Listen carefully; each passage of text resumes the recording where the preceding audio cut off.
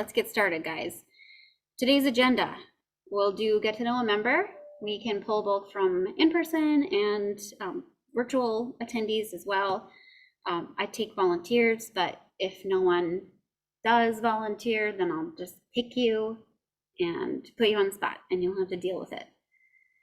And then we've got Jade, who is now Corley. Am I saying that right? It's Jade Corley? Okay, perfect. And she is going to talk about bands, or better known as big ass numbers. I just wanted to say ass. And then we've got mapping in Tableau with Luke Stanke. And then we'll do best thing I learned, or group therapy. If you guys haven't heard of that, or if you haven't experienced that as part of this user group before, that's essentially where if you have learned something new, like, oh, there's a shortcut for this, or whatever, a little small tip, anything that just makes your life a little bit easier as a Tableau developer, opportunity to share that with the rest of the crew, because I guarantee you there are other people that don't know that or haven't figured it out yet. So even if you think like, oh my God, everybody already knows that, I promise you there'll be at least a few people who don't. It's probably going to be me. And then the group therapy piece of that is if you have been struggling with something like, oh, I'm trying to write a fixed level of detail calculation in Tableau prep and I can't get it to work. And we can just we can speak to the problem you're trying to solve, and we can crowdsource a solution for you. And then for those of us here in person, we have the option of going over to Punchbowl Social and grab and drink. And for those of you online, you obviously have an option to enjoy a beverage with us in spirit. Okay, so let's get started. Actually, upcoming events. So we just kind of like to put together a list of upcoming data-related events. So just as an FYI, our next Tableau user group meeting is going to be January 26th. So our normal schedule is to meet the third or fourth Thursday of every single month, with the exception of November. And then, so we skip November because of Thanksgiving and all that stuff. And then we come back at the beginning of December to stay away from Christmas. And then we get back on our regularly scheduled program in January. Another reason why we used to skip November is because that's when the Tableau user group was always. So it was like double benefit. But now with did I say Tableau user group? I meant Tableau conference. Sorry, guys. That's when the Tableau conference is. But now that that's happening in May, we might look at rejiggering that schedule. I digress. January 4th, there's a Power BI meetup here locally in the Twin Cities. The January 27th is a League of Data Leaders. That's for people who lead data programs, lead data teams, anything of that nature, to kind of come together and talk about all of the problems and struggles and things that they try to solve, because we're all trying to solve the same problems, and we can learn from each other and what works and what doesn't. That's virtual, January 17th. And then February 7th, we have She Talks Data. That is another group that I run along with Trisha and a couple other fabulous ladies. And if you are part of the local community, you might know Katrina Johnson. She works for PhData, and she is just amazing and fabulous. And her angle is that she doesn't have a formal degree of any kind, and yet she has just kind of come in and made a significant space for herself in this community, and she's kicking ass. So we're gonna hear her story about how she, against all odds, achieved such a feat. Does anybody else, virtual or in person, have any other events or job postings, announcements, anything of that nature? Because this does not need to just be me speaking at everyone. So if you do, feel free to just unmute or shout it out.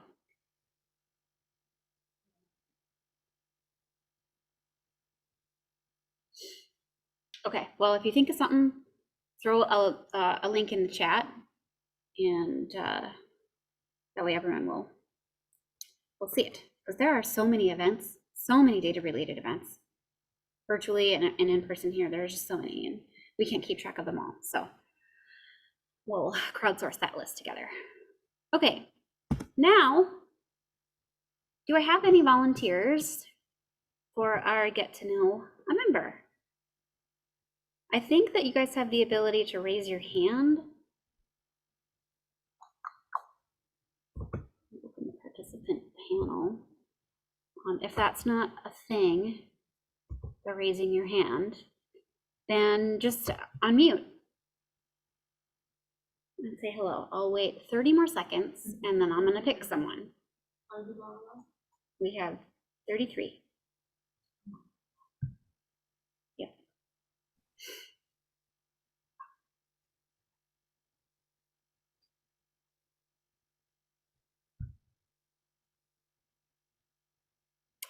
All right, well, I'm gonna go to the top of the list, and how about Adria? I'm gonna butcher your last name, so I'm not gonna even try. But Adria M, would you like to introduce yourself to our crew? Or perhaps she is multitasking at the moment and doesn't realize I've just called her name. Or she's terrified and is never going to come back. Okay. How about Emily Stiles? Would you like to say hello? Sure. Sweet. I'll even turn my video on for a minute. I'm Emily Stiles. This is my first Tableau user group meeting. I work for the Minnesota Department of Health. I'm an epidemiologist in the cardiovascular health unit. I use health data in Tableau.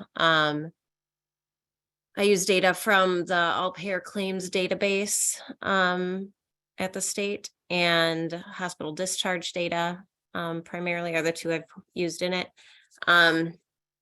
I'm a fairly new Tableau user. I did trainings to learn it in 2020, but I didn't really start using it until maybe the past year. What am I good at in Tableau? I don't know if I'm good at anything yet, but I'm getting proficient in certain things. And the features and functions I struggle with,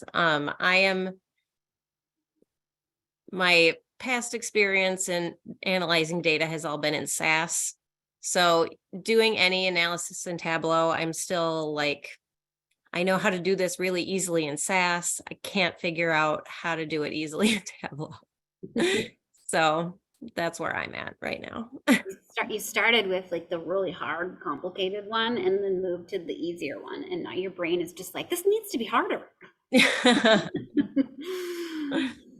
funny. Well, thank you very much for allowing me to pick on you, Emily. Yeah. Welcome to the crew here. Thanks. All right, should we take someone from the room?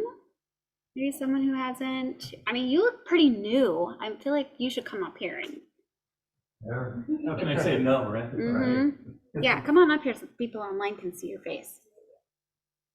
Hey, everybody. I'm Scott Emhoff, and I work for Radisson Hotel Group, which is right up the street here. Just purchased by Choice Hotels International, so technically now I work for Choice.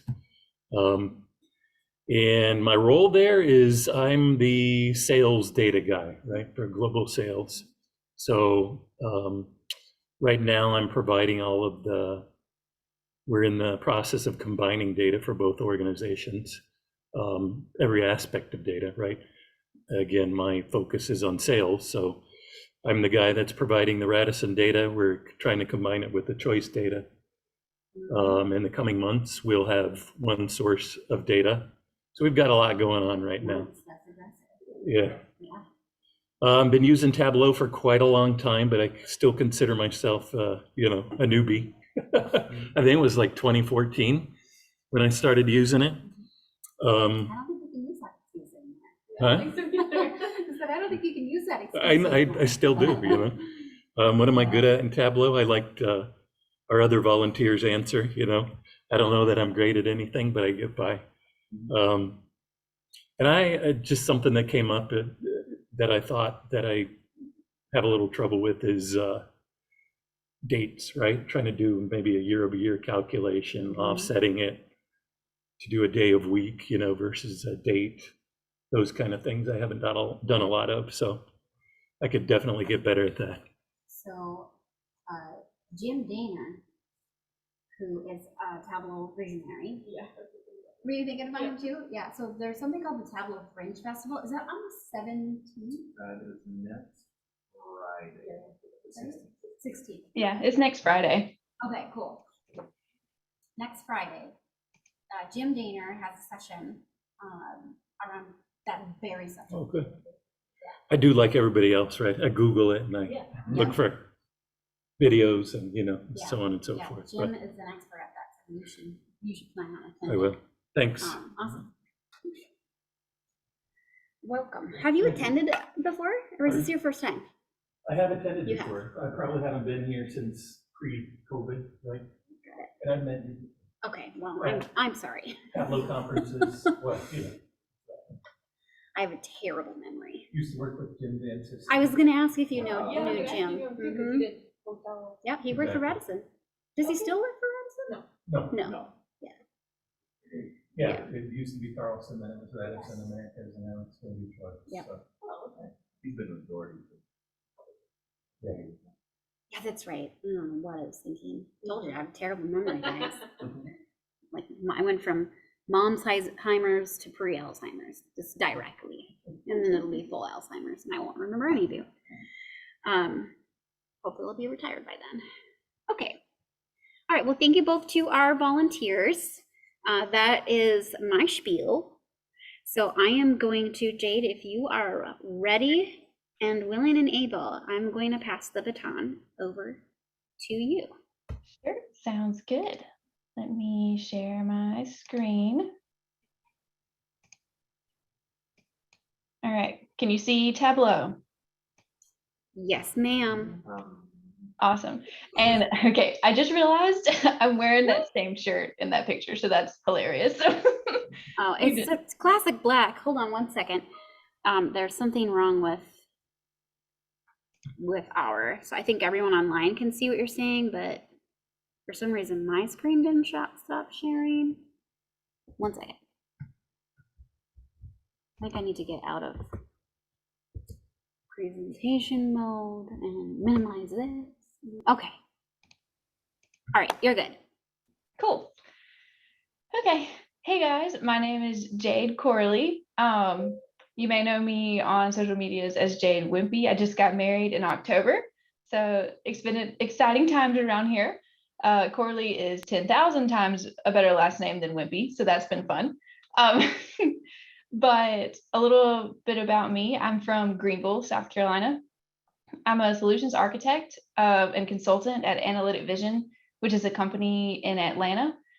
And just recently this year, I was named a Tableau social ambassador, which was really exciting for me, like really honored to be a part of that data fam. And I'm also a certified associate consultant. I've been using Tableau since I picked it up in grad school, since 2017, I think. But just like you guys, I feel like I'm always learning and trying to figure new things out. When I'm not doing Tableau, I'm traveling, maybe doing some yoga, hiking, going to local wineries, eating lots of tacos, and like I said, blogging and doing things with my church and the community. Today, I'm going to talk about what I'm calling Let's Band Together.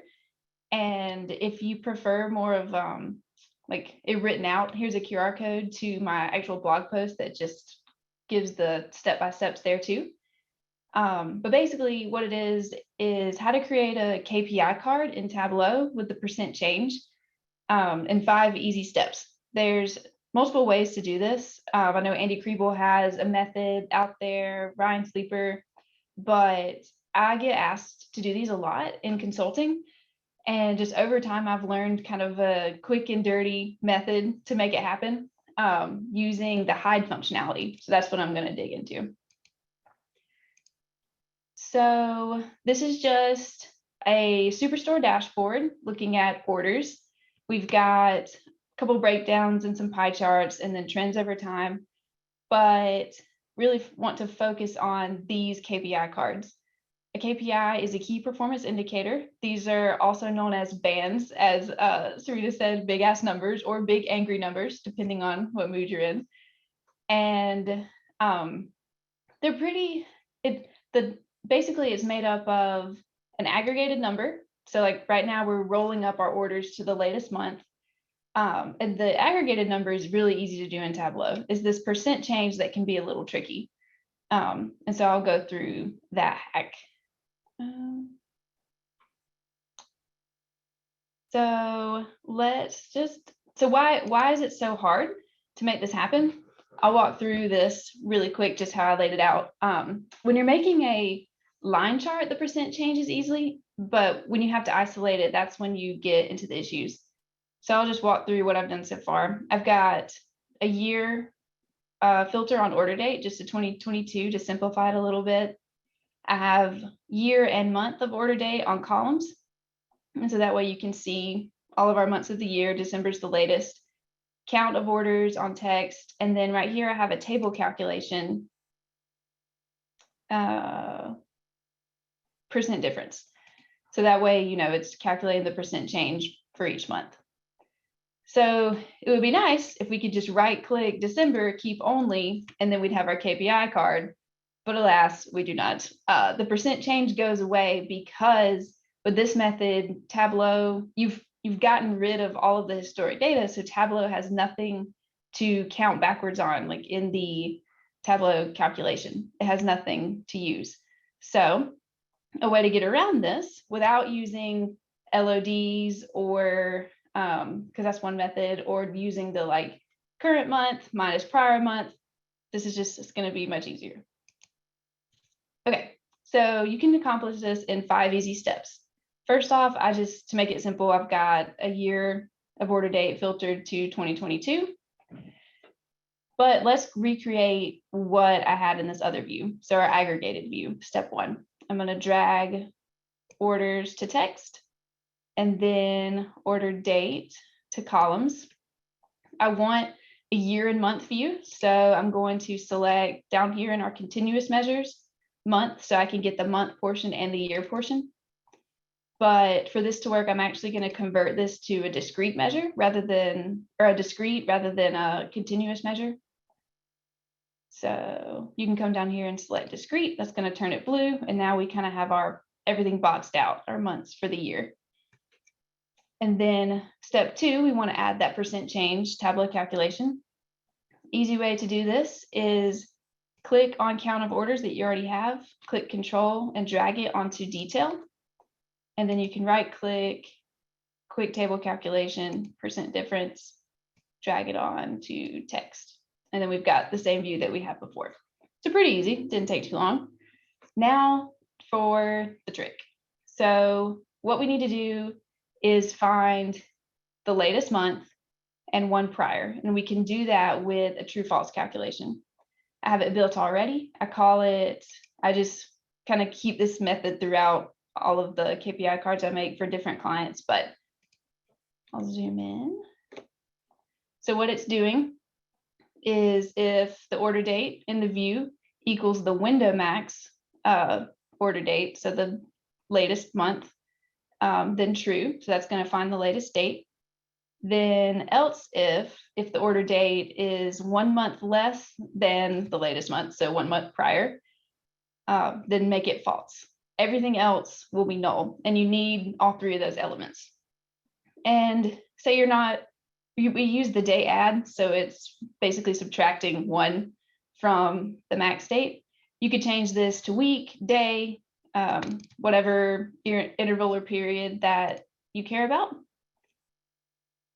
Once you have that set up, all you need to do is drag this up in front of month order date onto columns. Just go ahead and make sure that it's computing using table across. And then you'll see up at the top, we have our nulls, we have our max date, and then 1 month prior. So it's working perfectly. Step 4, we need to exclude the nulls, which you can right click and say exclude. And then we have our true false. Next thing you do is right click on the false, and we have this hide button.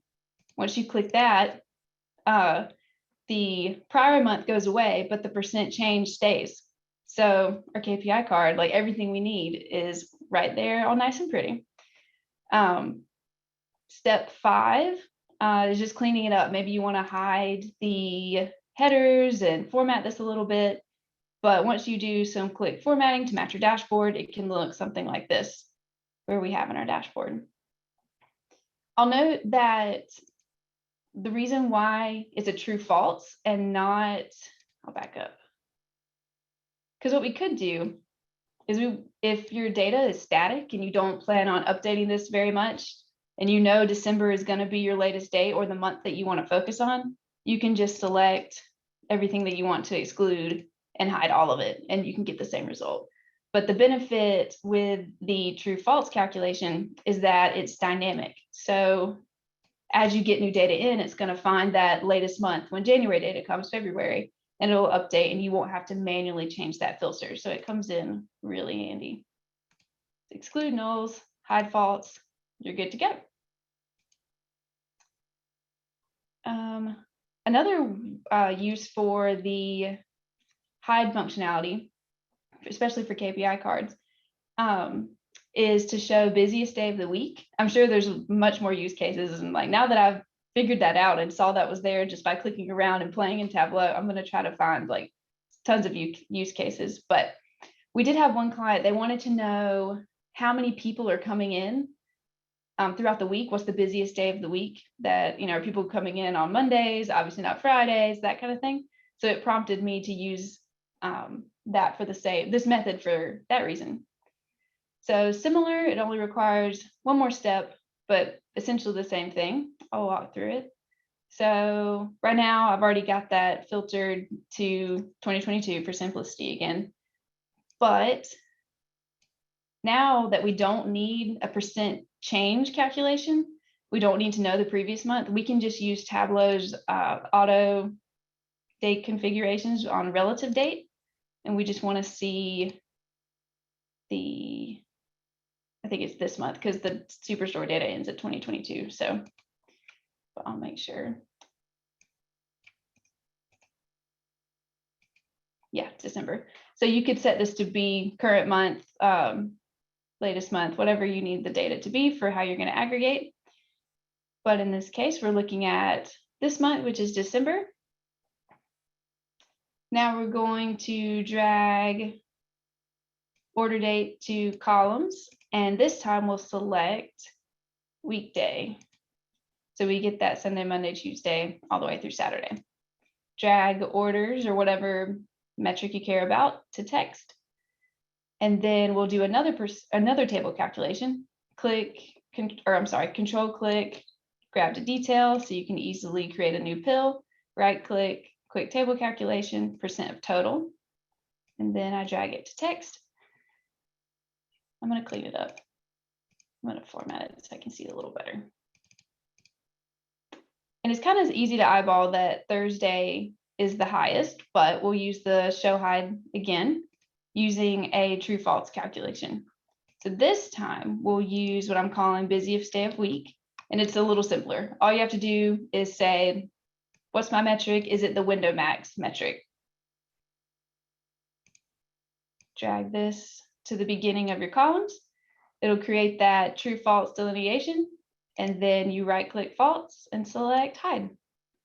And so now you'll have that same percent of total with your aggregated number and your percent change, and we can identify that Thursday is the busiest day of the week.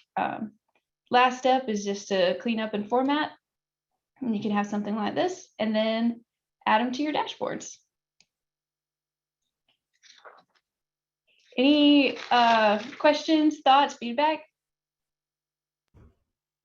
I think this is great, Jade. I'm going to ask a question just in case there's anybody thinking the same thing and they're like, that's a dumb question. But can you explain a little bit more about the window max function? Oh, yeah. What it's doing? Absolutely. Okay. So window max is going to, and someone else might be better at explaining this than me, it's going to look at what you have in the view. So it doesn't matter kind of what's in your data. If you've wrapped the window function around it, it's only going to take into account what you've brought into the view. Let's see if I can pull this up. A trick, if you don't know, is like if you're not sure what a function does, you can always click and expand this little caret card and it'll kind of give a little bit more information. But there's all kinds. You can find window average, the min and the max I'll use a lot, but especially when you're working with dates, the window function will know, hey, look at what's in my view, tell me what the max, in this case, date is. It's just, it's a table calculation essentially. So if you had the data more detail on rows or something, you could right click and tell the window calculation to compute differently. But that's why I was mentioning you need to make sure it's happening on table across so it knows to look across these dates. Perfect. Thanks, Jade. I just wanted to make sure people knew what the difference between just using a regular max function or that window max. Right, because I mean, you probably could use a fixed LOD or something here to say max month and the date kind of thing, but window max to me was just as easy. So there's some alternatives, different ways to do it. I think the window max is the easiest way to get there. Oh yeah. Talking about things you struggle with. LODs, man. It's like as soon as I think I get them, they don't work. So learning for me. Yeah, they can be tricky. I'll add too that while this is going to dynamically show you the latest month always, I have also done where we have a parameter date drop down. So a user could say maybe they want to see what happened. That was a bad example. September. They could use a parameter to click and select September, and then you can have your KPIs update according to that. You would just make sure your parameter was in your calculations. If people are interested, I can share that method too at some point. Awesome. Yeah. There was one question about what is an LOD, and we can talk more about that in our group therapy. But just to answer your question, it stands for level of detail calculation, and yeah, we can explain it a little bit more at the end. But I see your question. Are there any other questions for Jade around her approach so far?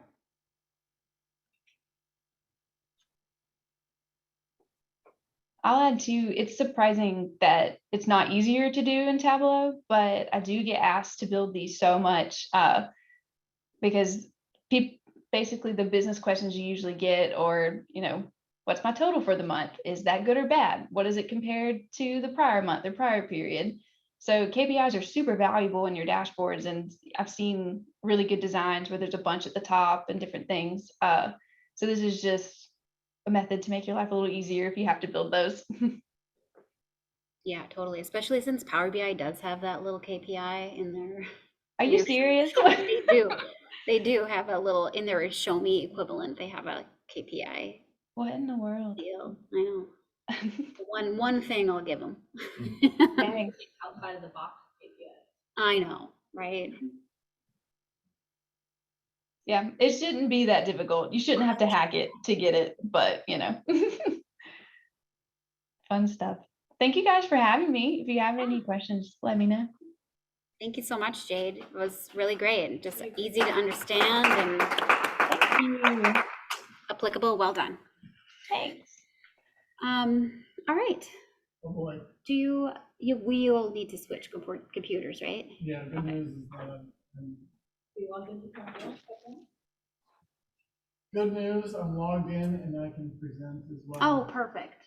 So I've got do I need to plug? No, I don't even need to plug in. If but I will, yeah, come up here. isn't That way. awkward if I'm sitting Yeah. down, but, That would just for the audio. yeah. I want to turn on my audio. I do want to turn on a video. That would be nice for people there. I can. Someone's presenting directly or indirectly. Yeah, that should be your Yeah. other screen. How the heck can I get this over here? Do- Sorry. This is why you don't have phone calls for 15 minutes leading You're good. into the Okay, so session, you're muted, this is muted, or unmuted. and You're everyone good. can hear me. Great. I'm going to talk about, hi everyone, I'm Luke. I've been using Tableau for 12 years, which means I'm a dinosaur in Tableau, which means actually a dinosaur would be bad because I would be extinct after 12 years. And I've evolved, so I started out as a rodent and I'm still a rodent in my evolution to where I'm at. A different type of rodent. Science is hard. Yeah, however it worked out. But the whole point being that, let's call it 30 minutes. Maybe it'll be like 40 minutes. Well, Cut you off at 32. 32 minutes. All right, here we go. I'm going to talk everything you need to know about map layers in 30 minutes. So I'm going to have to talk twice as fast as I normally do to cover it all up. I'm not actually going to talk that fast. I've got a lot of screenshots in here to save time. But I'm going to hide some more screens on here because my screen is full of other screens. I'll cover 3 phases: the basics, which are truly the basics; intermediate, which is everything you will find as base functions that live in Tableau and hopefully give you some ideas; and then the third part is Mad Hatter, but just applying some concepts, maybe like one step further than most people will think about it, but I just it'll be worth it. And I want to set this up with, I was thinking about what I wanted to present on Thanksgiving, but I also wanted to get, I like snacks and stuff, and I wanted to go, I like have a hardware store like 2 blocks away, and I would just normally go there and like go grab a Kit Kat bar or something like that. And I was like, all right, this is the perfect mapping scenario. I want to find a place that's open on Thanksgiving, and instead of being boring and just going to buy one, I was like, let's make this data driven in Tableau. So a little excessive, but I think for anyone who does anything with supply chain, you can see the parallels. Anyway, the basics. Like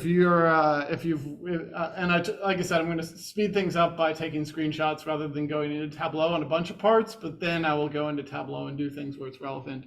So first of all, if you didn't know, if you like go to the left on and you were to build any right, Tableau has automatic built-in geography. So like if you just had a field called city, you can assign in city, and Tableau will find latitude, longitude in there. I think that's, again, we're talking basics, and we'll work our way up.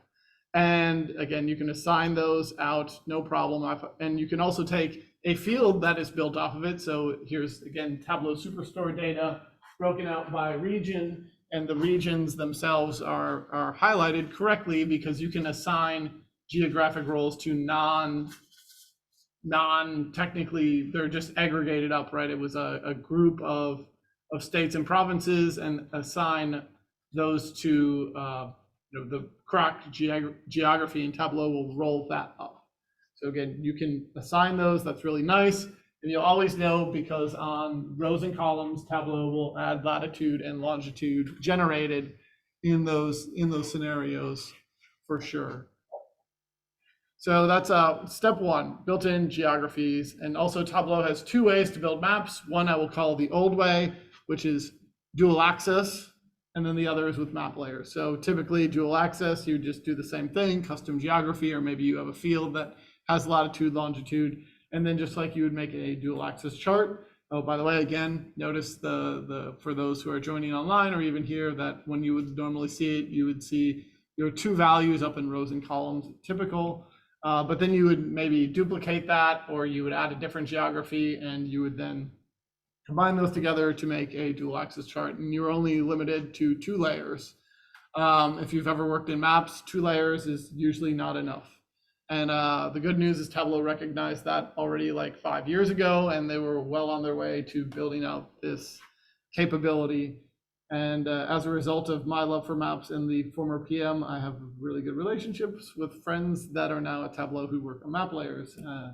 But anyway, the new option is, once again, you have just a typical map. I have the latitude generated at the top, but now if you click and drag another value, you have the ability to add a marks layer. So if you're not familiar with this or you've seen it start to show up, you're like, what is it? Well, it's the ability to add more than one layer to a map, or more than 2 layers to a map. So same thing.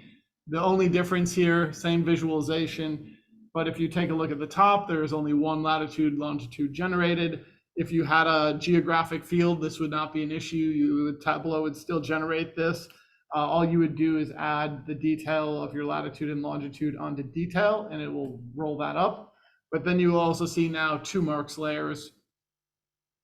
What this basically does is has the ability to add infinite number of, well, I won't call it infinite by any means, but if you can get past 50 different layers, congratulations, you've outdone me. My record is 34 map layers, and I really had to try really hard to get there. So if you can get to that, know that you're in a... Do you know when map layers was generally available and what version? Map layers was available in 2020. So 2020.1, I believe. It might have even been 2019.4. I'm just thinking through when I wrote blog posts on the topics, and I think you're right, because I started at 2019 and they did have it. I think and then this new 2020 thing got came one. out Yeah. in 2020. just think, I think when I saw it, I was like, I need to write a bunch of content, and I started writing it in December because I had seen the pre-release and was like, we need to have lots of things. Anyway, there's a couple of extra features that are worth calling out, that are in this little drop down on the marks card, which is disable selection, which is really nice, and add zoom extent. And I'm going to sort of switch my example here in a second. Also, I could hide that layer, but those are some great, there are some really great, before we get there, there are some really great map layer features as well. Again, I'm going to switch my examples here. I've now plotted, I'm going back to my scenario. I've started with the basic default data, but I really care about my scenario regarding where can I get myself a Kit Kat bar on Thanksgiving Day. And I've used Google to search. Again, this is me really nerding out and really avoiding hanging out with my in-laws. They're great people. I just didn't want to talk to them that day. I plotted every grocery store, convenience store, hardware store, and drugstore as point of reference to what you see here. So I wanted to do that, and then I decided I want to put a buffer around those. So we'll talk about that in a second. But really, what I wanted to highlight is the first option, which is add to zoom extent. And if you look really carefully, when I added that buffer, so it did additional geography, Tableau always by default is trying to frame everything nice and neat. Sometimes you don't want to see everything. You only want to see your relevant points, which are my individual, let's just call it stores. So if I deselect add to zoom extent, what you'll see is that Tableau now ignores the geography of the buffer and will reframe everything in this case. I'll give a really better example as we do a live build in a few minutes. But you have the ability to turn off that framing by Tableau. I also do want to just call out, because I left the default formatting and then I accidentally, when I was building that, changed my background layers, is that you can always change your background map layers. And you need to do that by going to map, drop down, choosing background layers, and then there's a host of selections that you can make to change the formatting of your background. Again, very subtle things that I did in changing it, but I did want to call that out. The other option in the dropdown is disable selection. So great, I don't want to actually be able to hover and select the buffer zone. I just wanted to help draw my eye when relevant. You can just select disable selection, and then if you hover over it, you won't be able to click on it. It's just like, it's almost like in the background. And where's your house in here? We're getting there. Okay. Great question. And then you can also show hide these layers. So there's a checkbox option for it, but the easiest way is right on the left here. There's a little eye, and you can just click it and that layer disappears temporarily, no problem. And then you can toggle back and forth as many times on whether you want it to show up or not. anyway, that's really great. But the best news is that with map layers, you can mix and match different data sources. So you can have data that's coming in from one data type to another. And this is where I actually think that there's some really interesting ways that you can think about it, is that you can now, if you treat a map as a plot, you can plot any two data sources together on the same, on any visualization. So anyway, this is me just showing I'm connecting to another data source. And now I've plotted, I went and grabbed, by the way, this is block group data from the census. So whatever reason, I'm just grabbing a bunch of data in my decision making. I'm not even sure how it became relevant, but it did fill the entire map, which is a total pain. I did a little bit of formatting to it. And then I disabled the selection because I wanted it kind of as a background layer, and unchecked add to zoom extent. And again, that zoom extent works out real well in this situation. So now I've got some median household income highlighted down there, but it's kind of irrelevant for the analysis. But really, what I am showing here is that I have census block group data laying on top, or yeah, technically it's on top still here, but with these, the CSV of the latitude and longitude of all these stores. So We do get to this, but do you have to do anything special on your own to create the relationships? nope, it does it all. The great news is it does it all by itself. It uses the underlying greatness about mapping is that it is inherent that there are coordinated system underlying. So you have latitude, longitude, points, lines, or polygons, which is basically the next part, which is you should know we're on to intermediate, just skipping slides. Tableau will natively connect to 4 different types of spatial files: point, line, polygon, and grid. Point being those locations, line being highways, polygon being the block groups or whatever, and then grid is the best way to think about it is that if you could map weather, you wouldn't be able to map every single, you wouldn't go point with the weather, rather you kind of like summarize within a grid of some specified level of that type. So technically I could layer also on top of my maps weather level data, which I do not in this situation whatsoever. Anyway, I'm going to walk through an example now, and I've sort of cheated in getting ready, but I want to show you what this looks like. I want to bring together my point locations, lines being highways, polygons of lakes in the Minneapolis area, and parks as well. And that looks like this visualization. I just saved myself some time. All I had to do was, actually I'm missing lakes. So let's just add that real quick. Just gonna click and drag out. There's all the metro lakes plotted. I don't want to select on it, so I'm going to disable selection. Now, if I hover over any of these lakes, let's not double click though, Luke, because that'll just zoom us in by default. I'm just going to do some quick changing of colors. Let's just set the background to like that light color, and then, sorry, perfectionist tendency is coming out. Just going to add a little darker border to that. But then the other big piece here is just adding that, disabling the add to zoom extent. That brings me back into my core area. But what do I have plotted on here? These are separate layers. I've got roads. I've got geometry 2, which I should label properly, but that is parks. I can just double click on this and type parks, and that's my layer name. And then I could type, again, double click water. And the best part of this is that if I want to change the order, I can quickly change the order so that now sites is sitting on top, and these are all my underlying layers to it. Maybe roads should probably go above water and parks. Again, that's very subtle things, but being able to track to that. So let's hop back into the presentation.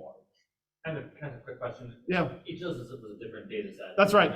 I should call that out. That each, I've got data, by the way, this all comes from whether it's the I forget what the Metro Council or the city of Minneapolis or Anoka Hennepin County or the US Census. They're all separate sources completely that I'm pulling this through. And you can see that if I just kind of like click on each of these data sources, you'll see that it's a separate connection to a totally different data source. And one latitude and longitude generated. And I'll do a better job of repeating the question for the people online. I've forgotten about that. The next big piece is make point and make line. These are amazing hacks as well, because you can, by definition, make a line or make a point using geography in Tableau. I'm going to skip this example because I want to just hop into it, but I can build like really fancy kind of looking visualizations by just grabbing and using make point and assigning latitude and longitude and maybe bumping the points around, but then basically can create these, I forgot what these are, but like mountain type graphs really easily. It's sort of like a heat map in many ways, but very easy. I'm going to do that same technique. You said, where do I live? Well, I'm going to grab this point. In fact, I already have it in the data set, and I'm going to add a couple of different points onto this. So I can create a custom point. Let's hope I pick the right data source. Here's my home. In many variants, there's nothing more detailed than giving the latitude and longitude of where I live. But I can add that layer, click, drag. Let's add a layer. Yeah, well, you know, it's close enough. I think you would get pretty close. I'm going to change it to shape, and you know what? Let's make it a star, and I'll change the color so that you can see it, because you're like, where is it? Maybe size that up. Ooh, east of Lake Harriet, for those who are around, that's a pretty nice place. Yes, it is very nice to live a block away from the lake, for sure. But there's where I live, and sure, what are we going to do with that, Luke? You haven't done anything with this other data yet. So now we have all these different data sources. I've brought in this location. In fact, you know what's really interesting is that, let me just zoom in here, is that I could, again, I can use any data source whatsoever, and I can plot any point whatsoever. So like, I could take the Tableau's default Superstore data. I could click, drag, and add a layer and bring that in. Oh, now we got a point in the middle of a lake coming off this other data. What if I just wanted to add like a pie chart? I could add a completely random pie chart and plot a pie chart onto another data source on a map. And I could go, all right, let's make it relevant. Segment on angle. Whoops, that's all right. That's the wrong spot. That should be color. Now I could use default sales. Trying to convince you not to do it. But you can do these things and really whatever you want to do for formatting, sort of make it stand out. But I've technically plotted a totally separate data source just by going latitude, longitude, set a point, add the data in, and now I'm carrying all that data in. That's a little side note that you can do that, but that's going to be relevant for the end here. Great. So we've got map layers that are coming in here. I've done this make line and make point. I have not done make line. It'll come back eventually here. You also have the ability, again, these are built-in functions in Tableau.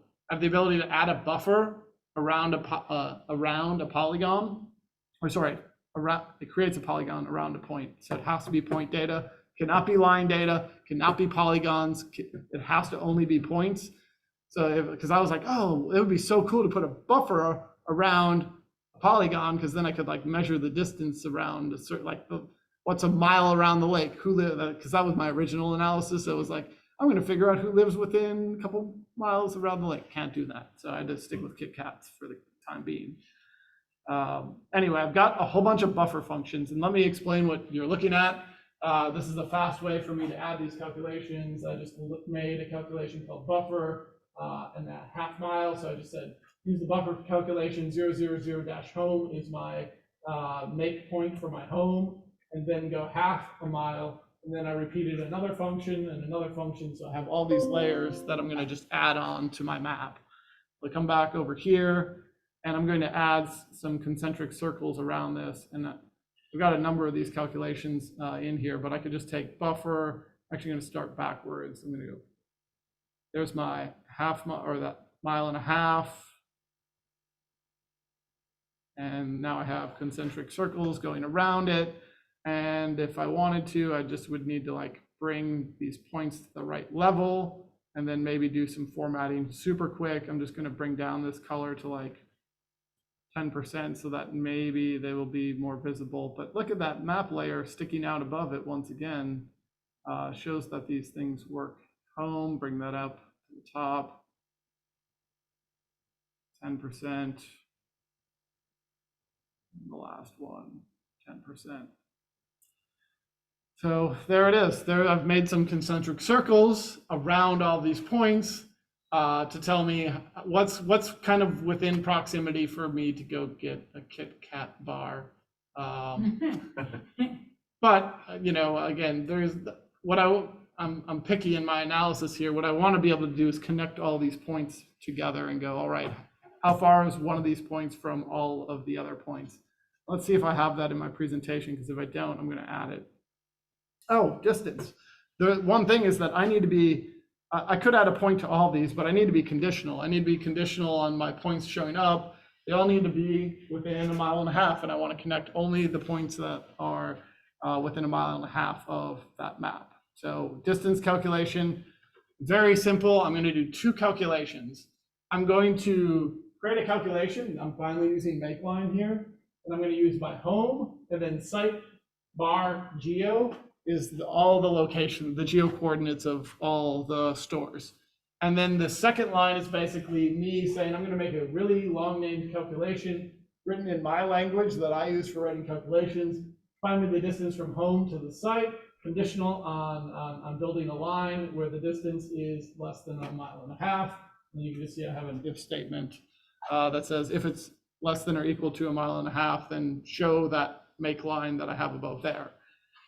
So let's go find that calculation and see what it makes. 1.5. Here's that. Call that loop QL. It's probably based off of like my the bar is like statistics conditional on. So yeah, I picked it up from Tableau Zen Master Visionary Adam McCann. I saw his work and I was like, oh, I know exactly what he's doing, and it was the same ever since. So now I've added that line in, by the way, and I'm just gonna put it beneath a few other points here. And now you can see I've got lines drawn out. If I was really fancy, I would have calculated like the drive time distance on all these rather than it. But you know, on Thanksgiving, you sort of hit a limit on what you're going to decide to demo for a user group. So that's the, and again, you can sort of see if I wanted to make this a little bit, I should say that if I do hover over these lines, it grabs all of the points because I need to specify the level of detail of which when I hover, you're going to click on it.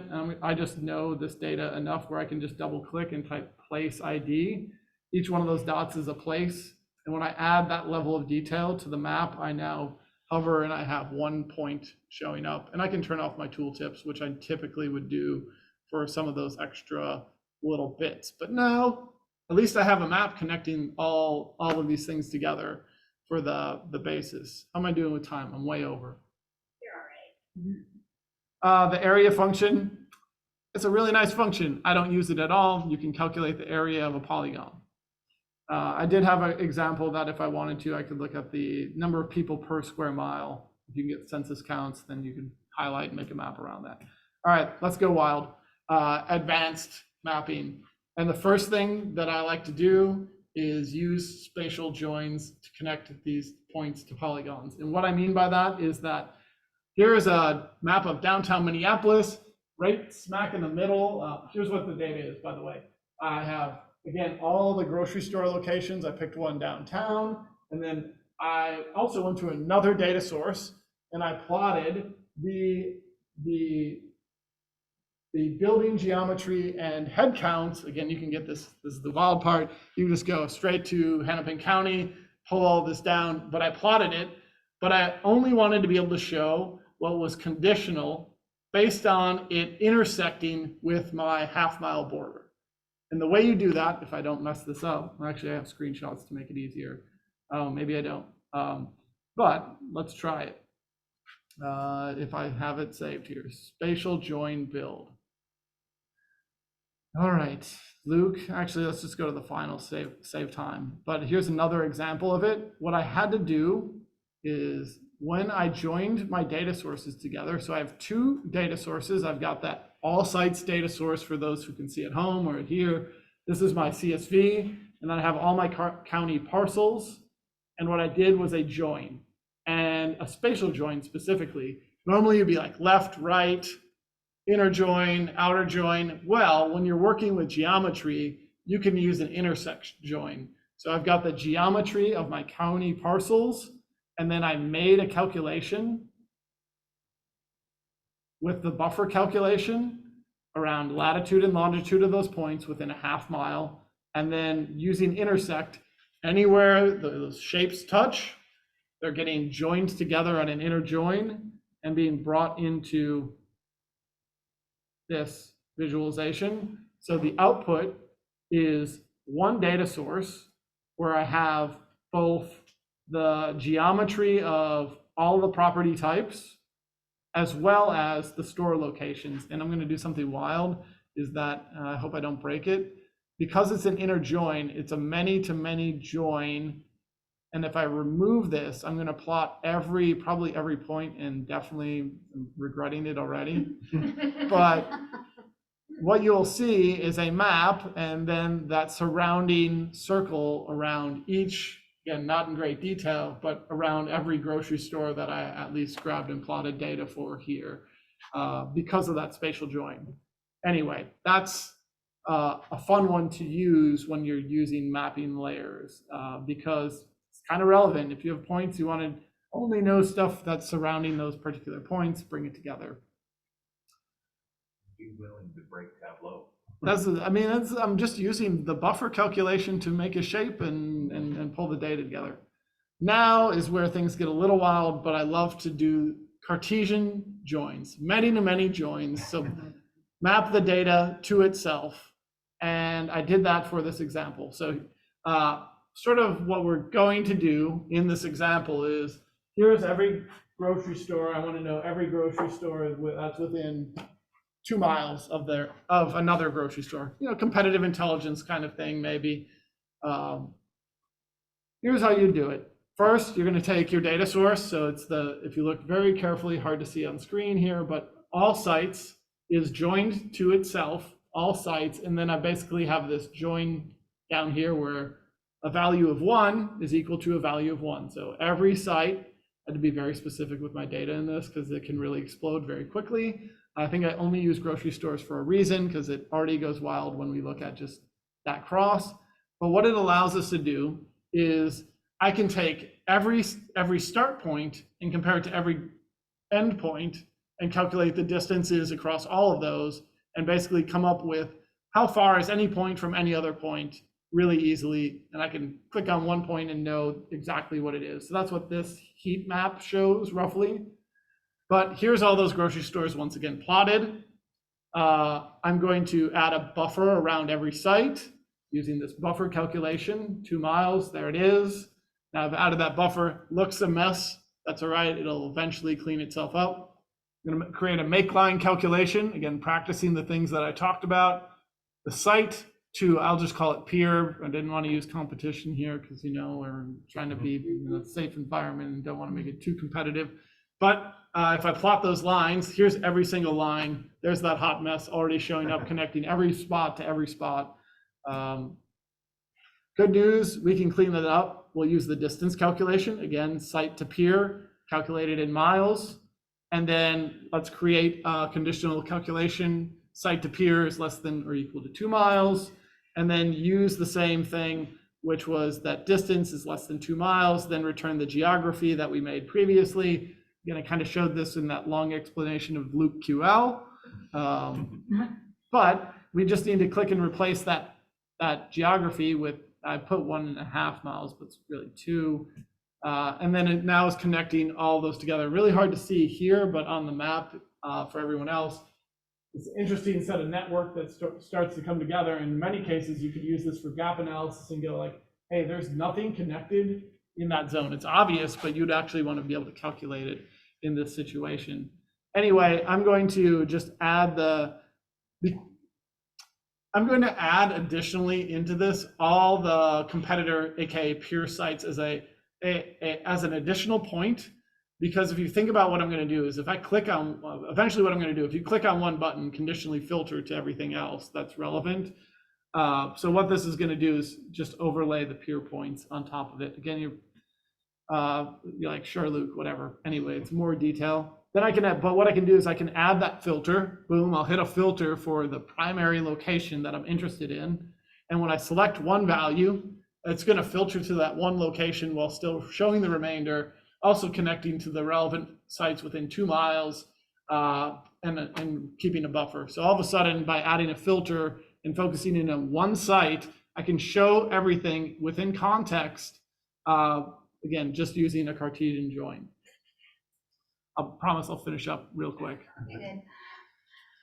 Anyway, the whole point of this was I wanted to find a Kit Kat bar, and I didn't know where to find a Kit Kat bar. So I created this much more complex visualization using the same mapping features. Let me explain what I have for mapping layers. I've got roads, both secondary roads and primary plus highway, so 2 different road geographies. I've got my park layer, I've got my lakes layer, and then I've got, well, again, another thing you can download is every address of everyone and who lives there technically, so I could, if I wanted to, hover over and find out where anyone lives. But the whole point was I want to map everything, but it was a little too much for Tableau to process. So I only picked any address that ends in 00. So I filtered down to all 00 addresses to kind of make the map show and highlight. And then I also separately, as a layer, have obviously my different locations I might be able to get Kit Kat bar at. Again, I love Kit Kat bars. Dark chocolate, though. Let's make it very clear. They're hard to find. But it was Thanksgiving, so I used, by the way, a Cartesian join. This is where things get a little wild. Of every location, every dot, I live over here, that's why I'm pointing over here. Every dot to 2 blocks over, every site.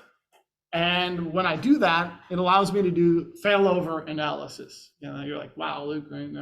This is the whole point of this whole thing, is that I did this Cartesian join. So there's the local hardware store that I would go and talk to Mark at Guy's once a week. Not just for Kit Kats. I don't like them that much, but it's handy being 2 blocks away. The problem is Thanksgiving, it's closed. By the way, all these colors are what site, based on where you live, is the closest. So I calculate the distance, and then based on whatever's the closest, assign a color to it. Well, Guy's is closed. The good news is, because I have done this Cartesian join, if I decide to exclude a value, it's going to then go find the next closest distance and color by the next closest distance, hopefully. So if I just click close this location, thanks to actions, I told you it was complex, so even running on desktop, it's taking several seconds to run. That's not a surprise. But what you'll notice now is Guys is closed, and now I have a lot of options. I kind of live on the border there, so I have to make an additional selection potentially. But what this does is, if in real life, what you would be working with is, oh, I've got a site that's closed. Where's my fallover location? I need to go to the next closest. I did that by line of sight, but you could easily calculate and have different rules in place. But what Tableau allows you to do with advanced mapping is do exactly that. You can build that analysis with, I mean, I wouldn't say it's relative ease, but it wasn't that hard. I did it on like in an afternoon on Thanksgiving.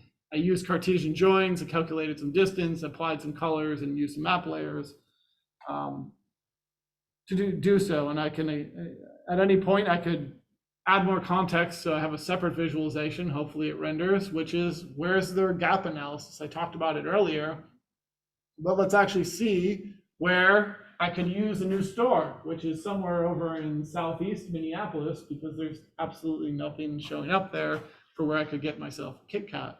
Again, that I'm not too far off, and that the fact that I live over here, that I'm in that dark red for when Guys is closed, not being able to go get myself a little snack. Anyway, that's a long-winded way to say, hey, there's lots of different ways to use map layers. I could, another, I think, primary is that I really wanted to highlight is that I can find similar stores and potentially get stock, and here's a much better version of showing that, probably with less. All right, going to do this super fast mode, which is I just showed you map layers. And you thought only maps, but really you can plot any point as long as it stays within the bounds of geography onto a map. So I've done this one. This is a COVID map. Again, it doesn't show up great here, but everyone else can see it. It looks beautiful. I can plot map layers with maps that are non-standard. I can also make some interesting like parallel coordinates. This is one data source with 4 layers. And normally something this simple takes 3 sheets to do in Tableau. And the typical 3 sheets was, this is one sheet, this is one sheet, and this is one sheet for the context at the top. This is all one visualization. Or a gauge chart. Who doesn't love a gauge chart? I love gauge charts because we actually visually, our perception on angles is better than it is with color and shape. So, well, shape is kind of an angle, but you're able to understand angles much faster than you are with other types of data. So guess what? Gauge charts are actually very useful if you know that the human eye can compare lots of gauges side by side based on angle. But values work too. This table is one data source with 20 layers, and it's a totally scrollable, you could go thousands of rows, no problem, all with map layers. So let's build an example. I've got 2021 sales. I'm going to do an LOD that rolls up sales by month. That's what this level of detail calculation is doing. I'm going to normalize that data. And by normalize, I mean put it between 1 and 0. And then I'm going to also calculate the months. And then I'm going to make a point that combines our normalized sales with our months. And I'm going to repeat the same process for 2022. I'm going to save the calculations because no one cares about that. Now I'm going to map those map layers. So first 2021, I'm going to add it. It brings 1 point onto my map at 0, 0. But when I add months as detail, now I have, by the way, this is month 1, 2, 3, 4, 5, 6, all the way 12. That's just latitude, longitude showing up as plotted. I'm going to add in 2022 on top of that. So second layer on top. And after I've done that, I'm going to deselect. Go up to map, background maps, deselect, choose none. Boom, now it's gone and there's nothing even here. Trust me, there's nothing showing up this time. I just need to change my mark types is what I need to do, right? They're default set to geography. They're fake geographies. So, right, I'm gonna change all of those. I'm gonna change the layers. By the way, I also wanna note that I added 2022 3 times, 1 for a circle on the top, 1 below it, and 1 to connect as lines. And when I format those, it looks like this. Again, this is map layers. Then just a little bit of formatting. I'm going to make the lines black. The second layer where it says 2022 circle, I'm going to make white so that it sort of stands out. And when I do that, now I've formatted and I've sort of built out this line area chart. Again, this is not a perfect example, but it works. I'm going to make an axis ruler. Now, this is me getting picky. I need an axis ruler below my area to make it acceptable for my brain. So I added an axis ruler that's now below. I'll just do some formatting of that. And then now I want to add ticks. And I didn't put the calculation in there, but it's really simple. It's months and 0.5. And just do some cleanup. And what you end up with after some formatting is a map layers chart, a regular data-driven chart that's based on map layers. The intent here is to show in an advanced state, obviously, is that you can do a lot with maps that is even outside of maps. To recap, oh, there's the final line. To recap the basics, you know that there's built-in geographies, there's different layers that you can use and you can mix and match them. You should definitely leverage distance, make point, make line, buffer, and area. You can find a use case for another day. And obviously, if you are able to do spatial joins or Cartesian joins and add in a little interactivity with just basic filters, you can actually build something that's extremely powerful in a few hours or weeks or days or whatever your time period is. But ultimately, you should know that map layers, they're not just for maps. You can use them for all different types of data sources to solve problems that you probably didn't even know you could actually solve for. That said, I've exhausted my time and then some. Basic questions. I feel like there's Questions? All right. Let's go through the chat. You know what the problem is that when you present, I know, I gotta do it. Okay. Let's go back up to the top and see what we. Okay.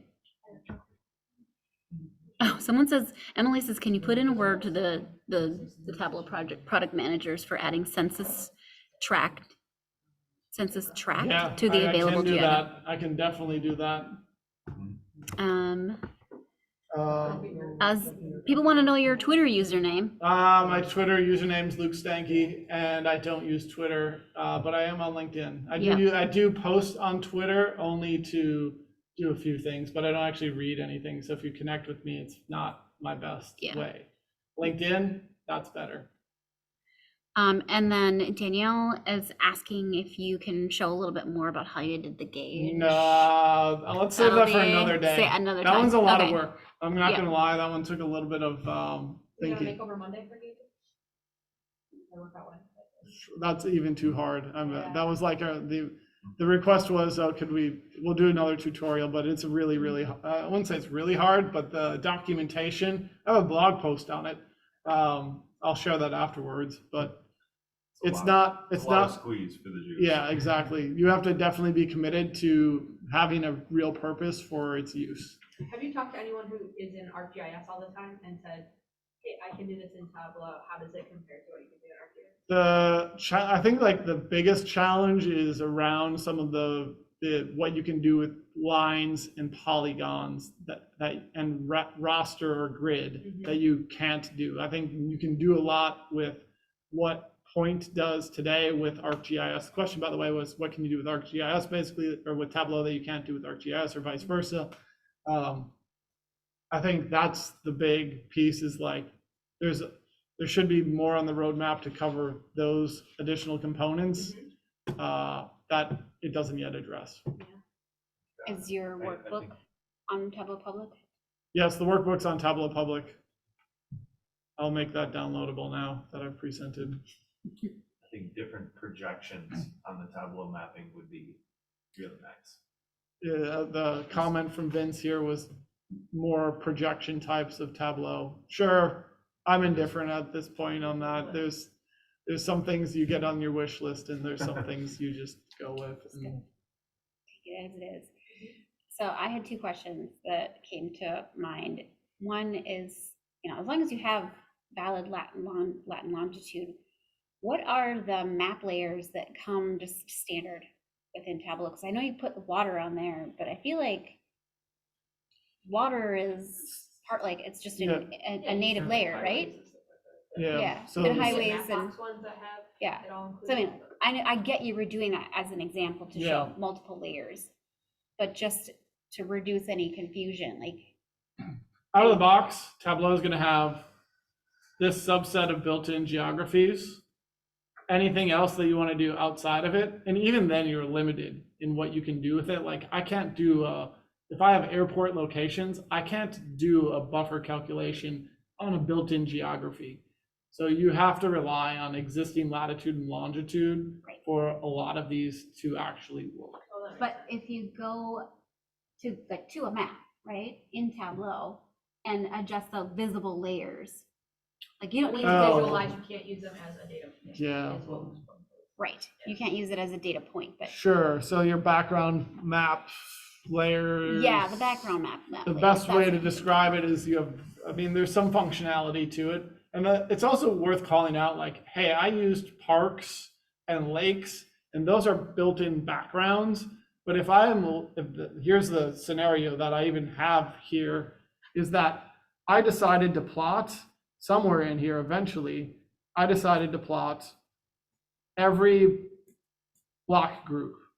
But you know what? I lost my context because I plotted all of these polygons, and I can control the background map. Why would I want to bring in lakes and highways and parks when they're built in already in the background maps? Because I lose that context as soon as I start plotting a lot of polygons. And this is my way to bring them back into context for the map. But to that point of you have full control over labels lines for, if I remember correctly, all major geographies, so countries, states, cities, area codes, lakes, rivers, etc. So there's a lot of flexibility to what you can do as a result. Yeah. And you just have to make a decision, right? What's going to give me the context I need? So my second question is around your Cartesian join. Did you get that on your first try? Or like, can you talk about like when you're going to attempt a Cartesian join? Are there any indicators to help you know whether you're even in the right direction, like in terms of like how much it's densified your data? Well, yeah, and, so like, Cartesian join is great question. So Cartesian join is gonna match every row. It's basically gonna bust out, and you're gonna say, if you've got 100 rows, you're gonna square your data.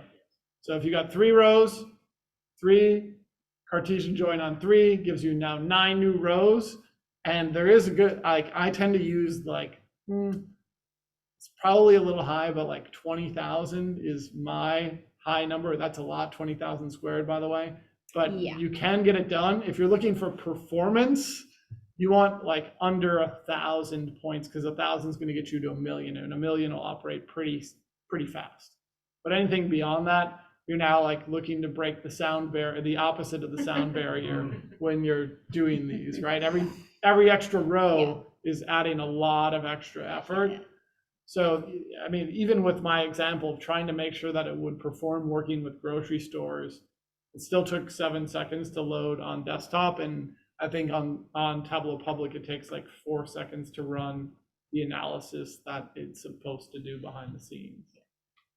So it's expensive. Cartesian joins are expensive performance. Yeah. Normally they are, you know, when you have more rows than you start with in your join, it's a very good sign that you screwed something up. But not in that case. Yeah, this is the one case when you're looking for Only- more out than you had going in. Yeah. Yeah, we do it before it.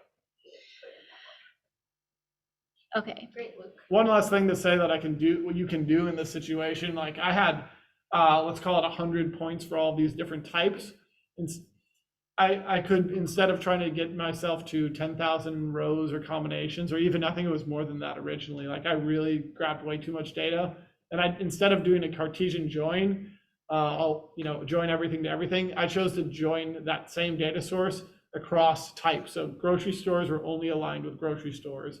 And what that does is significantly reduces your comparison. So then it's like, instead of doing 1,000 to the squared opportunities, it's maybe 25 squared plus 10 squared plus 15 squared, whatever and that significantly reduces the number of rows that you're going to be bringing in when you're comparing like to like. So there are ways around it, in case you're wondering.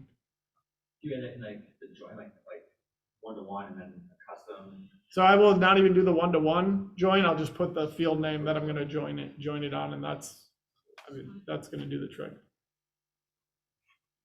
Cool. Well, thank you very much. You can stay up here if you want to, because since you already have Tableau open. Oh, okay. But I did just want to say, like, if you didn't get all that, It's recorded. it's okay. Like, I don't will- feel yeah. bad. And it is recorded, so if you feel like you sort of kind of got it, but you need a refresher, we will send out the link. But if you just are like, I didn't understand 50% of that, like, it's it's okay. That was the point. Tableau dinosaur. Yeah. Yes, Title for Tableau dinosaur. and a PhD. Speaking. The the point of this presentation is a little bit for everyone, and not a lot. It doesn't, all of it's not going to translate for one person. Yeah, Went from 0 to 0 to 60. rocket. We're now in outer space by a lot. So let's switch gears into any group therapy, best thing you learned, but I do want to address that level of detail question, because I feel like that's something that comes up almost every single meeting. It's a pivotal moment, I think, in people's Tableau journeys as they start to figure things out. They eventually run into level of detail calculations, and initially they're just like, WTF. I do not get how this works. But once you start using it, particularly in like real life scenarios, it does start to make sense. So in a nutshell, just like why would you use a level of detail calculation and what it is? So you got the Superstore data up, right? Always. Okay. It's always- I didn't even have, it wasn't even a click away. It was already there. Already there. So in the context of the Superstore data, we have different levels of attributes here about our data. Like we have category and subcategory and all that fun stuff. And so if you wanted to create a calculation, an aggregation, like some sales or some quantity or whatever that is, if you wanted to aggregate or use a min or a max, but it's an aggregation of some kind of measure, and you wanted to fix it at a specific level of detail, like subcategory instead of category, that you would use a level of detail, a fixed level of detail calculation. And I don't know, other people can weigh in on this, but I feel like I used fixed way more than I have to use any of the others. The level of detail Yeah. describes level of detail. I'm going to just use sales as my example here. If you're working with databases, the best way to think about level of details is a subquery. It's going to run a query separate to your existing data source. But if you're working in Tableau and you have no idea what a subquery is, that's cool too, because I was in the same boat 10 years ago, because I did not come from that world whatsoever. What it is, though, is a way to set that level of detail. As Serena said, for those learning for the first time, I can actually fix what I'm going to aggregate that up by. So in this case, I'm going to aggregate my sales by subcategory. And I can just say sum of sales is aggregated fixed by subcategory. So roll all that up. Sales, loop QL, subcategory. Talk about Okay. the structure of that, the calculation. Yep. So if we look at what this does now, and I'm going to replace quantity, is that what you'll notice is that I fixed it. I set the level of detail at the subcategory level. So what that now did was it rolled all of those totals up, regardless of how it's partitioned on the view to the subcategory level. And the reason I can do that, why I would even do that in this situation is, again, I'm going to do more cheating. I'm going to build an ad hoc query that says sum of sales divided by the sum of my sales subcategory. And it's going to give me what should be a percentage, but is formatted terribly. And if we do the math on that, I now am able to break down what percent of sales I have each year based on my level of detail calculation.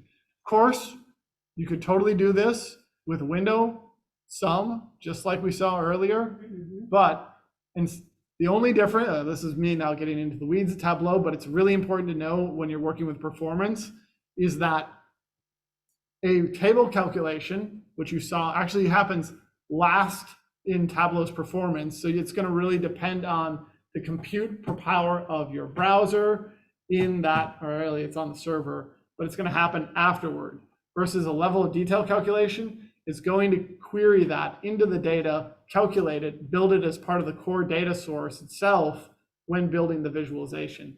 And therefore, the window sum is happening in real time based on what shows up on the visualization. And the LOD, level of detail, doesn't care whatsoever what's on the visualization. And that's the big thing to remember from it. And you can use both to your advantage. The way that Jade did it was to be able to hide those values and filter the irrelevant values afterward.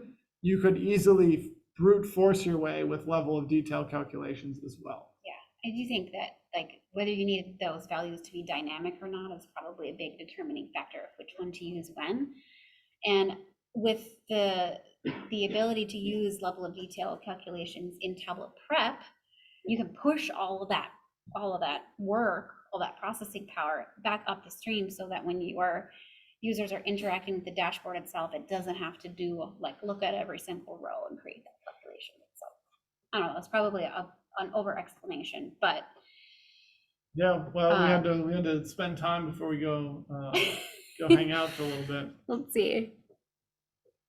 Oh, Jade had to drop. Bye, Jade. Matt, did that answer your question? Probably too much. You're just like, He's like, I already Googled it. I wish I never asked it. Okay. All right, well, if anybody else has any like questions, problems they'd like us to help solve, and or any Tableau tips that you'd like to share with us, now's the time. Can I ask a question? Yes, please. All right, it's probably super basic, but I just took on some Tableau dashboards from someone who is leaving, so I'm inheriting all their dashboards, and I was updating the data, and the data's updated in Excel, and I hit refresh, and it says it refreshed, but nothing is happening. And this has only been happening like just since the last update, and I'm wondering, because it says migrated data over on my data source, do I need to rename my data? Do I need to go where it says migrated data and rename it to get it to refresh? So let me recap and make sure that I understand. So you have a Tableau dashboard that is published out to Tableau server, correct? Correct, to Tableau Public. To Tableau Public. And when that dashboard was built, it was connected to an Excel spreadsheet that lives On our server. on your server. On your Tableau server? No, just on the county server. Like OneDrive or? No, just that on the county Like, database. Got it, like an FTP or something. Okay. And so somebody updates that file that's connected to the dashboard on Tableau Public, and it's not, you're not seeing it on the dashboard. Right, that it isn't updating to the, I mean, even before I go to publish to Tableau Public, I'm just looking at it there before I would publish it, and I'm not gonna publish it because the new data isn't coming through. When I click refresh data, nothing's happening. We've had this happen a few times before where it just doesn't seem to want to refresh. Two ways we've kind of combated it is we'll save the file, close out of Tableau and reopen it. And then sometimes it just magically is updated. We've also deleted the extract and then remade the extract, and then it solves itself. Again, Okay. sometimes you need to close the workbook out. I don't have an answer for why, other than it's technology and The gremlins. exactly. And then, but then we've had it where every update after that seemed to be just fine, but like sometimes it just glitched and doesn't seem to want to update. Yeah, I think changing the name of it probably won't make any difference. So you think it's okay that Tableau is suddenly calling it migrated data as a data source? It will do that in certain circumstances. Is that what it defaults to if it creates an extract from a flat file or from a, I don't know, I've definitely seen that migrated data, or I wonder if there's. Is it possible that it's just the same file name, but it's actually pointing to the file that the person that left? So no matter how much you update your copy, it is actually not pointing to your copy? No, it's on a central location. I'm updating the file that was there. Okay.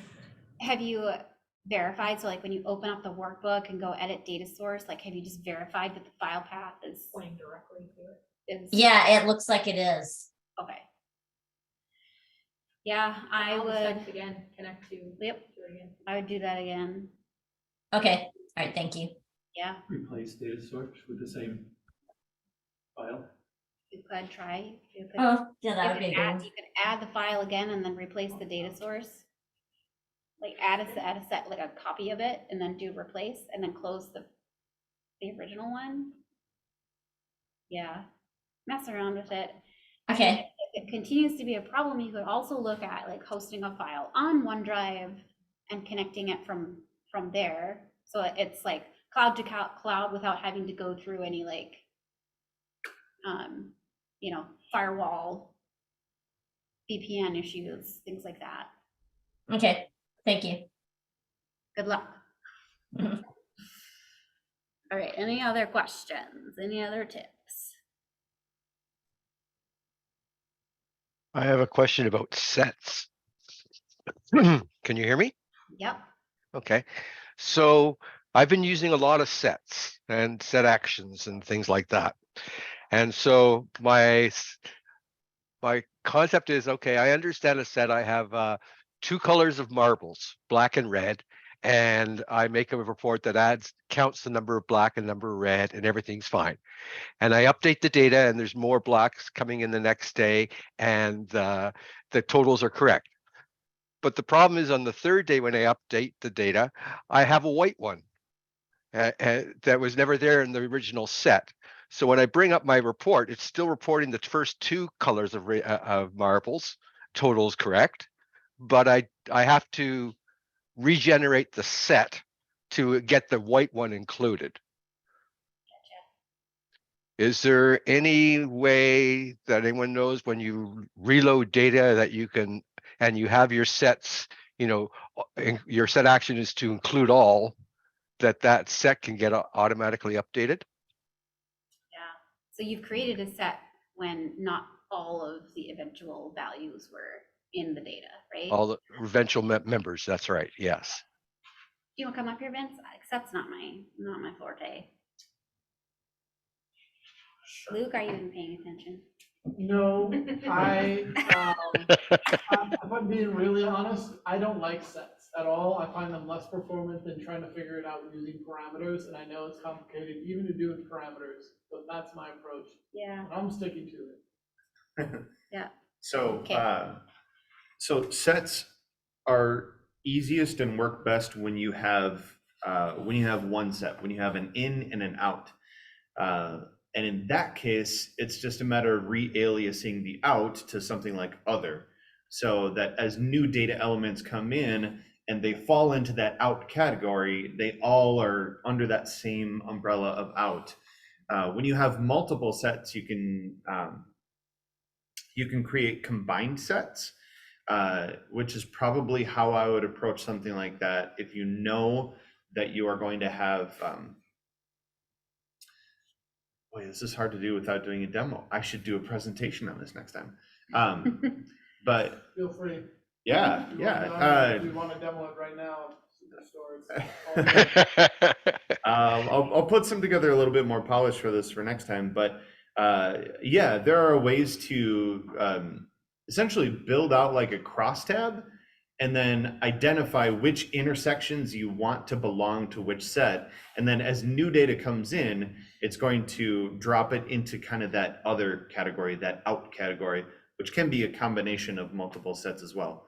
I know that's tricky to walk through, but if you want to reach out to me, you can find me on Twitter at quantum_relic, or just get in touch. Can you put that in the chat for me? Yeah, for sure. Yeah.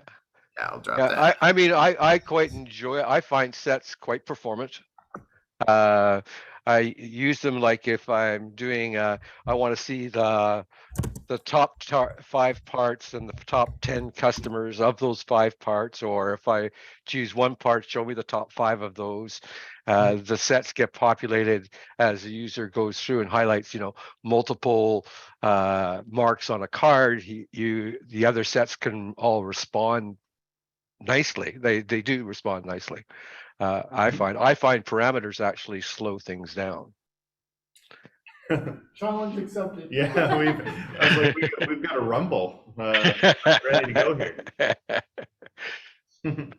Well, I'm interested. I think that my experience, like I've got ClickView experience, I've got Power BI experience, and I've moved into Tableau because the new company acquired us, and that's their tool. And I've been fooling around with it, but I tell you, my humble opinion is I've never spent so much time to get something working performance-wise as with Tableau. Every other tool that I have, that's the last thing I worry about is performance. Yeah, I will say that like anything else, you can build very elegant performant solutions in a tool that you can also build terrible solutions. And that's true for Tableau as it is for ClickView and Power BI, SSRS. Like, it really comes down to how you're building it. And even within Tableau, you can build parameters that suck, and you can build parameters that are really well designed and performant. So yeah, if it just takes a little bit of time to find out the right way to do stuff and the best way, yeah, I think that's a conversation that everybody benefits from. Yeah. Was it Comiskey did a presentation not that long ago on performance. Mm-hmm. Yeah, I've attended lots of stuff on performance. If there's new ones, I'll be more than happy to do it. You know, I've gone in and I changed my if statement to case statements. I've limited my parameters. I've made sure that, you know, the sorts aren't on and when not necessary. I've done as everything, and every little bit helps, right? Every little bit helps, but I never had to do all that in the other tools. All right. And I'm willing to learn more. If you say parameters are better performers, I'd love to have a session on that. We'll put it on the list. Right, guys? Yeah. We'll have sets versus parameters. Thank you. Yeah, thanks. All right. Have you done like a presentation on performance reports, like the server and stuff like that? Yeah, actually, that was the one that we did in July, I think so. right? At Data Drive, Mhm. right before they Yeah, left that was there, up in St. Louis Park there. Yes, I can go back and see if we can find the recording. These recordings, they all go out on YouTube. So you can literally Google like July, you know, Twin Cities Tableau user group, and yeah. And yeah, if you go out specifically on YouTube and Google or search, Google it on YouTube, if that makes any sense. But it's just type in Twin Cities Tableau user group. All of our stuff should come up there. But yeah, I think it was like June or July that we did that. Okay, I'll check it out. Yeah. Thanks.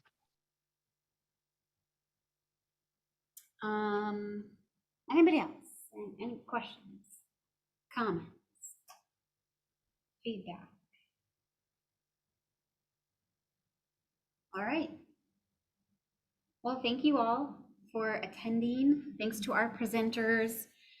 It's always a fabulous time. Right now you can't see I me. enjoy it. It's fun. It is. Just spew thoughts down. Yeah, and so just to recap, we will be virtual for sure January, for sure February, maybe March, depending on the weather. And then once it starts to warm up again, we'll be back in hybrid mode. So we do try to like bop around, but I think the goal is to pick maybe like 4 or 5 locations, at least 3, and just kind of rotate them through, so we're not always having to like reinvent that wheel. So yeah, we try to get like, you know, this kind of area, so there's, you know, people that it's more convenient for, you know, a downtown one maybe, and then, you know, Bloomington, or, you know, like the East. But so we do try to, you know, bop it around, so it's varying degrees of convenient or inconvenient for people. We could use map layers to decide. Yeah, can you? Let's get that. New question. How many people show up in person? Well, Rebecca, that varies.